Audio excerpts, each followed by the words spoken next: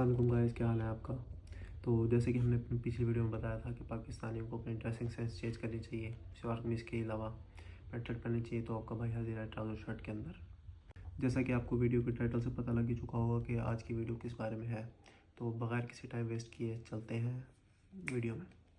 Government के हिसाब से पाकिस्तान में 4 इनकम ग्रुप्स हैं: lower class, middle class, upper middle class और रिच। जबकि हमारे हिसाब से पाकिस्तान में 6 इनकम ग्रुप्स हैं: lower class, lower middle class, upper middle class, rich और सुपर रिच। ठीक है, सबसे पहले बात करते हैं लोअर इनकम ग्रुप की। लोअर इनकम ग्रुप में आते हैं आपके घर में काम करने वाले आपकी मासियाँ। लोअर इनकम क्लास में आते हैं आपके ड्राइवर्स, आपके नौकर चाकर, ठीक है, गार्ड्स। ये सब आपके लोअर इनकम ग्रुप्स में आते हैं। ठीक है, अब इन लोअर इनकम ग्रुप पे इन्फ्लेशन का असर ज़्यादा नहीं हुआ। अब आप पूछेंगे भाई वो कैसे, इन पे ज़्यादा असर क्यों नहीं हुआ?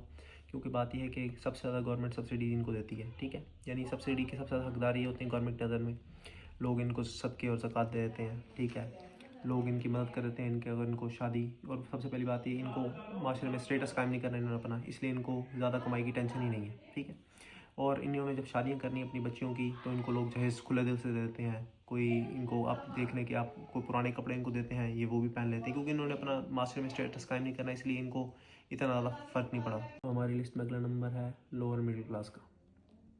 लोअर मिडिल क्लास में सबसे पहले आ जाते हैं आपके क्रेन ऑपरेटर्स, आपके मिस्त्री, आपके मज़दूर। ठीक है, इन पे भी इन्फ्लेशन का असर हुआ है, लेकिन बात यह है कि ये जितने भी लोग हैं ना, ये ज़्यादातर आप कह लें कि वर्किंग क्लास है, तो ये बाहर चले जाते हैं गल्फ़ में और सऊदी अरेबिया, यूएई वगैरह में जाके, और ये सबसे ज़्यादा रेमिटेंसेस यही लोग आपको भेजते हैं। ठीक है, तो इनका सबसे ज़्यादा काम जो है, इनका सबसे ज़्यादा मुशक्क़त वाला काम इन्हीं का है, क्योंकि इनको बाहर जाके काम करना पड़ता है और वहाँ से अपनी हड्डियाँ गला के और ये अपने यहाँ के लोगों को रेमिटेंसेस भेजते हैं। ठीक है, जिस रेमिटेंसेस भेजते हैं जिस वजह से इनके घर वालों को गुजारा बहुत अच्छी तरह हो जाता है और उनको मसला नहीं रहता इन्फ्लेशन का, इन पर भी इतना असर नहीं हुआ इन्फ्लेशन का।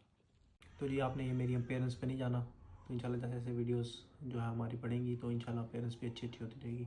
तो मैं क्योंकि शलवार कमीज़ में ही था तो इसलिए मैंने इसी में ही रिकॉर्ड करना बेहतर समझा।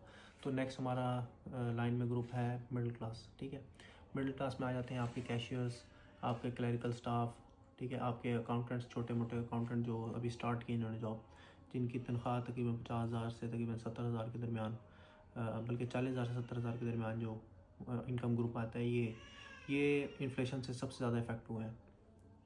चल बस कर। ये इतने इफ़ेक्ट इस वजह से हुए हैं क्योंकि इनकी एक तो फ्यूल जो है, आपको पता है आजकल बहुत एक्सपेंसिव है, तो इनका फ्यूल में बहुत पैसे खर्च होते हैं, और सेकंड इनको कपड़े में बहुत पैसे खर्च करने पड़ते हैं, क्योंकि टाई और शर्ट में और पैंट शर्ट में इनको आना पड़ता है ऑफिस में। ठीक है, तो इनको वेल मेंटेन होकर आना पड़ता है, जिसकी वजह से इनके काफ़ी सारे पैसे इसी में चले जाते हैं। तो फिर इनके पास बाकी चीज़ें करने के लिए जो है वो कोई क्वेश्चन बचता ही नहीं है। तो ये सबसे वर्स्ट कैटेगरी है जो इफ़ेक्ट हुई है इस इन्फ्लेशन से। अब हमारी नेक्स्ट कैटेगरी है अपर मिडिल क्लास। ठीक है, अब अपर मिडिल क्लास में वो बंदे आ जाते हैं जिनकी इनकम आप समझ लें 1 लाख से लेके 2.5 लाख तकरीबन पर मंथ तक होती है। इसमें आपके आ जाएंगे बैंक मैनेजर्स भी आ जाएंगे, और छोटे शॉप ओनर्स, बिजनेस ओनर्स, और कोई भी ऐसा क्लरिकल स्टाफ, जैसे कोई हेड हो गया, जनरल मैनेजर हो गया किसी मिल में या किसी स्टोर में। ठीक है, तो इनकी भी इनकम जो है ये 2.5 लाख तक तकरीबन होती है। तो इस इनकम ग्रुप को सबसे ज़्यादा इफ़ेक्ट हुआ है इन्फ्लेशन का। ये हिट इस वजह से हुए हैं क्योंकि देखिए इनको अपने पास छोटी मोटी कार भी रखनी पड़ेगी, बाज़ को वो कंपनी की तरफ से मिल जाती है, बाज़ को वो खुद लीज पे ले लेते हैं। ठीक है, और इनको घर भी अच्छा लेना पड़ता है, बाज़ को इनका अपना घर होता है, जैसे बैंक मैनेजर्स को तो आपको पता है बैंक लोन दे देता है, तो वो यानी उसी को ही पे करते रहते हैं। तो तकरीबन आप कह लें कि ये तबका जो है सबसे ज़्यादा डेप्ट में रहता है, और यही तबका है जो आपके पाकिस्तान को सबसे ज़्यादा इनकम टैक्स पे करता है, क्योंकि इनकी सैलरी इनको बाद में मिलती है, टैक्स इनसे पहले काट लिया जाता है। हमारी लिस्ट में अगली कैटेगरी है रिच और सुपर रिच। अब मैं ये दोनों को एक साथ ही बयान कर रहा हूँ क्योंकि इनमें तकरीबन इतना ज़्यादा फ़र्क नहीं है। ठीक है, इनकम हिसाब से इतना ज़्यादा तकरीबन फ़र्क है, लेकिन इनकी ज़िंदगी में स्टेटस में इतना ज़्यादा फ़र्क नहीं आता। क्यों? क्योंकि देखें जिसकी मंथली इनकम तकरीबन 5 लाख टू ऑनवर्ड है ना, तो वो घर में एसी भी चला सकता है, उसके बच्चे अच्छे स्कूल में भी पढ़ सकते हैं।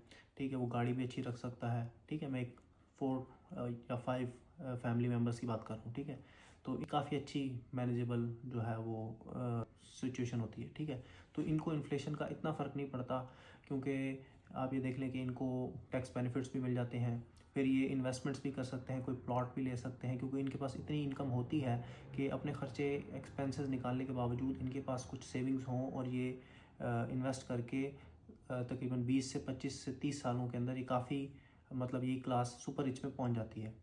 और सुपर रिच जो है वो तो है ही सुपर रिच, ठीक है। इनको तो कोई टेंशन नहीं है। देखें, इनको जो महफिलें होती हैं, इनके महफिलों में क्या डिस्कशन होती है कि आपने इस महीने कौन से मुल्क का टूर करना है। किसी ने थाईलैंड जाना है, किसी ने जर्मनी जाना है, फ्रांस जाना है, ऑस्ट्रेलिया जाना है, यूनाइटेड स्टेट्स जाना है, यूरोपियन यूनियन जाना है, होती है, ठीक है। तो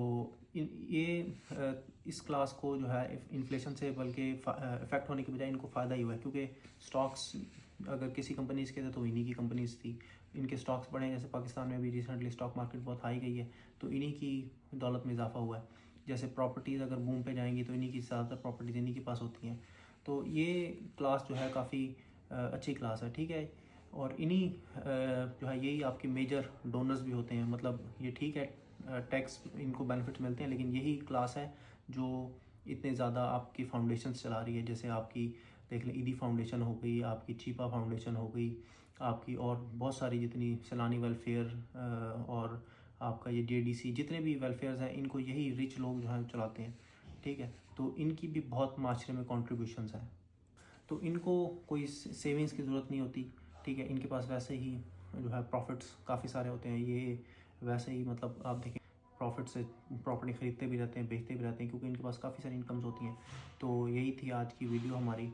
तो हमारे चैनल को लाइक करें, सब्सक्राइब करें, शेयर करें और हमें सपोर्ट करें गाइस। इंशाल्लाह ऐसी ही वीडियोस में मिलते हैं आपसे नेक्स्ट वीडियो में इंशाल्लाह। Thank you.